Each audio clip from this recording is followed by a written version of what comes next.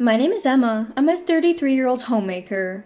1 year has passed since I got married, but we still don't have any children. My husband Tony loves kids, and from the beginning of our marriage, he was excited about starting a family. However, storks aren't exactly punctual, you know.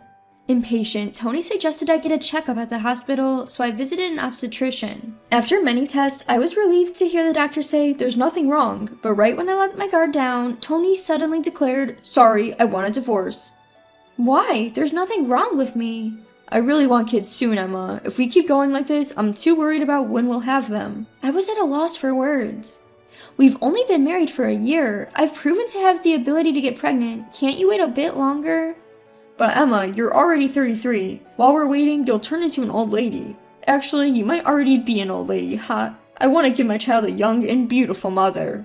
What does he mean by give? Does this man think of his wife as some sort of object?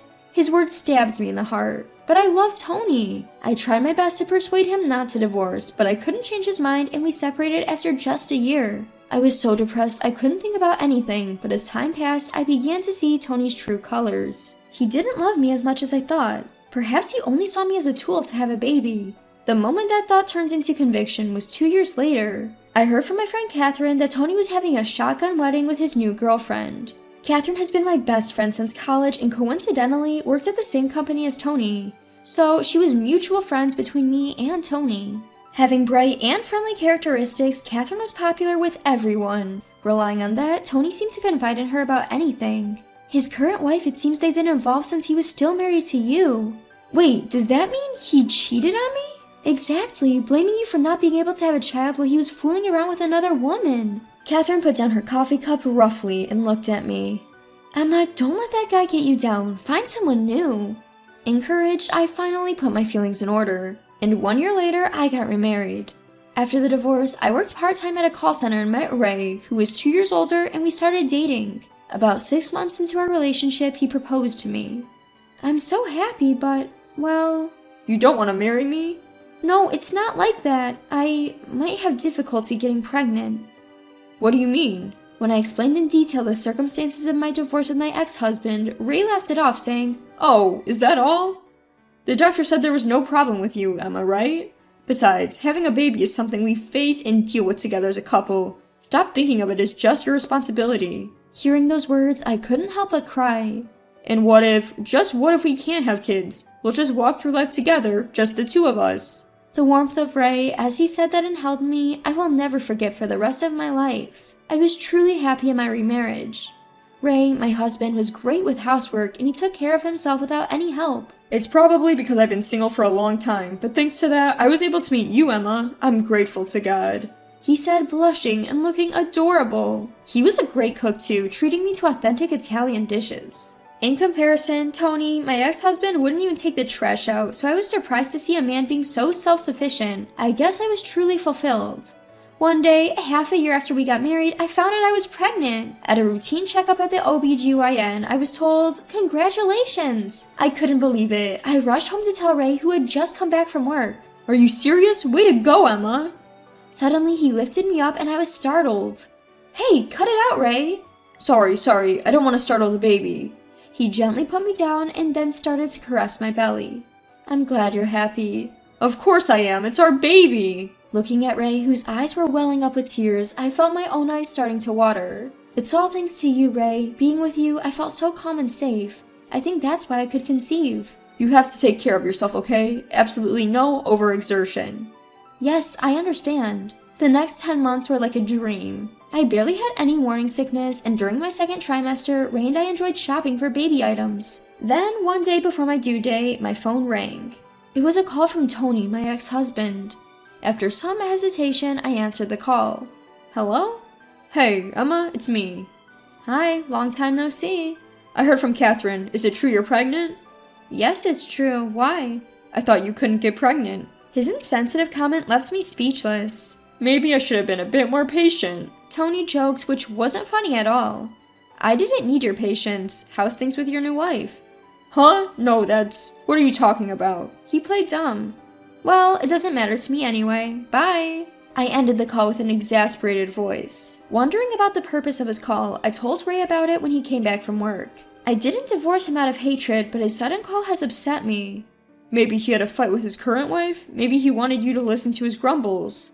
I don't think so. He made an impolite comment saying he should have been a bit more patient. Maybe he wanted to congratulate you on your pregnancy, Emma. There's no way, Ray. You're such a soft touch. Ray, chuckling, was truly a kind-hearted guy. Seeing Ray like that, my annoyance seems ridiculous, and the conversation naturally shifted to the topic of our baby. The baby is a girl. The doctor let us know at our last checkup. We spent that day discussing her name again. Ray's eyes were shining with joy. I can't wait to see her. She'll be here soon. Exactly a week later, our baby was born. Hoping she would grow as warm as the jewel, we named her Amber. When I held Amber, Ray said to me through his tears, thank you, over and over again. I've been home since being discharged, fighting the good fight of motherhood. Of course Ray helps too, but there's so much we don't know, and we've made a lot of mistakes. It would be nice to have dependable grandparents around right now. There's nothing we can do, both our parents live far away. It might have been a good idea for you, Emma, to go back to your parents. It's okay, no matter how hard it gets, I want to be here with you and Amber. Even though I'm exhausted from many sleepless nights, seeing Amber's face soothes me. 3 months have passed and we've been mixing formula with breast milk. We finally started to sleep a little easier. One day, Catherine came to visit with a baby gift. Wow, so cute! Looking at Amber asleep in her crib, Catherine let out a soft cheer. Congratulations, Emma. Thank you, I'm so glad you could come. I meant to come earlier, I'm sorry. Don't be silly, I know you're busy with work, Catherine. I'm just glad you could make it. I served the cake and coffee Catherine had brought as a gift, and we sat across from each other. We chatted about Amber, and by the time I had brewed a second cup of coffee, Catherine started with, I wasn't sure if I should bring this up, given how happy you are, Emma, but can I talk to you? What's up? Why so serious? Well, it's about Tony. You know he had a kid right away with his new wife, so he thought the fertility issues were because of you. Well, that's probably what he thought. But once he found out you were pregnant, he changed his mind. He started to wonder if it was his body that was the problem. What a thing to bring up now, but I was curious about Tony's health. Tony had a child, didn't he? What's the problem? That idiot! He's been blaming his wife saying, it's not my kid. Whose seed did you plant? Catherine was aghast. What? That's a stretch even for him. I thought he was crazy when he came to me with it. So Tony was genuinely worried? It seems so. But apparently Catherine did comfort him. And guess what he said then? Once a man chaser, always a man chaser. I can't trust anyone. Look who's talking. He's one to talk. It's unbelievable. Both Catherine and I were flabbergasted. His wife was furious. They had a big fight and she went back to her parents' house. Well, of course she did.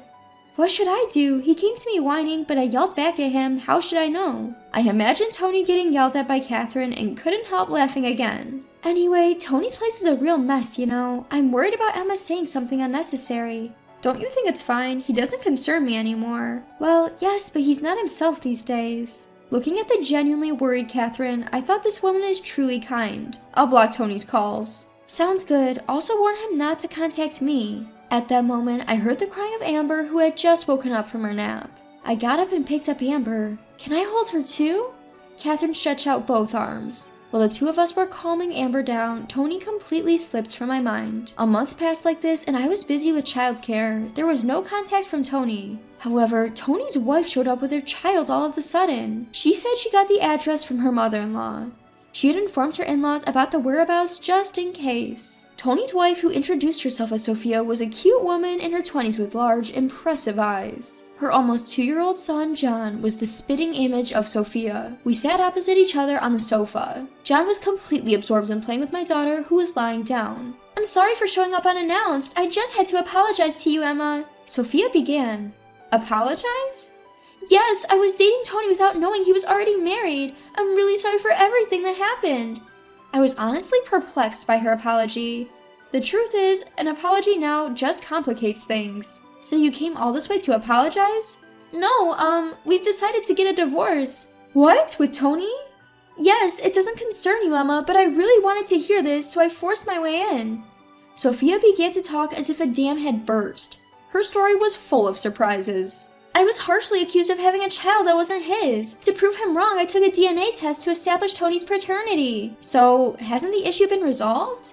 It's not that simple. Despite his relentless insults calling me dirty and claiming he only married me because I could have kids, the moment the results came in, he flipped, saying, "Oh, good, good. Now I can be sure about having a second child. Can you believe that?" Sophia's anger was unstoppable. Yes, I may be the other woman, but it was Tony who deceived me. Sophia hit the table hard. Hey, calm down. You're startling the kids. I'm sorry. Looking as if she had come back to herself, Sophia bowed her head.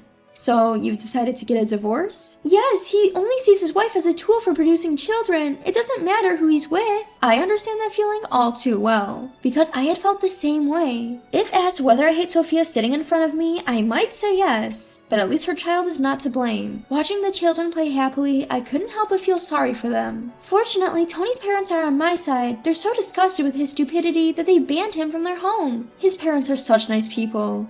I know, right? How could such a loser be born from such wonderful parents? We ended up laughing as we looked at each other. Tony's moaning about custody, but of course I won't give it up. If he causes more trouble, my in-laws said they'll bring in a lawyer. So, what are you going to do now, Sophia? I'm going back to my hometown to look for a job. Alright, hang in there. Thank you. I thought you, Emma, would understand my feelings, so I came to you. Also, I'm worried that the jerk might pick a fight with you, Emma, so be careful. Any animosity towards Sophia was gone due to our strange bond. We both really picked the wrong guys, didn't we? No way! You, Emma, found a wonderful husband after all!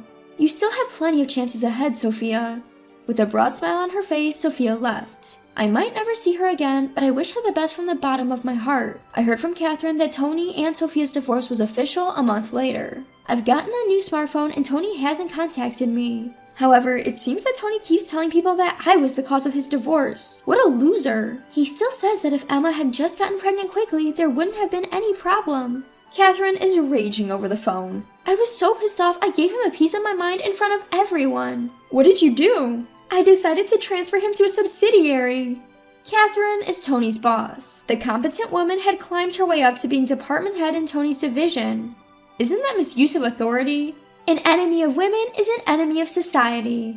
Hearing Catherine laughing, I murmured, "Poor Tony. There's no sin in wanting a child." However, a man who only sees women as childbearing tools doesn't deserve to live in this world. Poor Tony, given a hard time by his wife and boss, still seems to despise women as ever. Even at his new place, he's reportedly still messing with women and getting a taste of his own medicine. Some people never learn unless they die.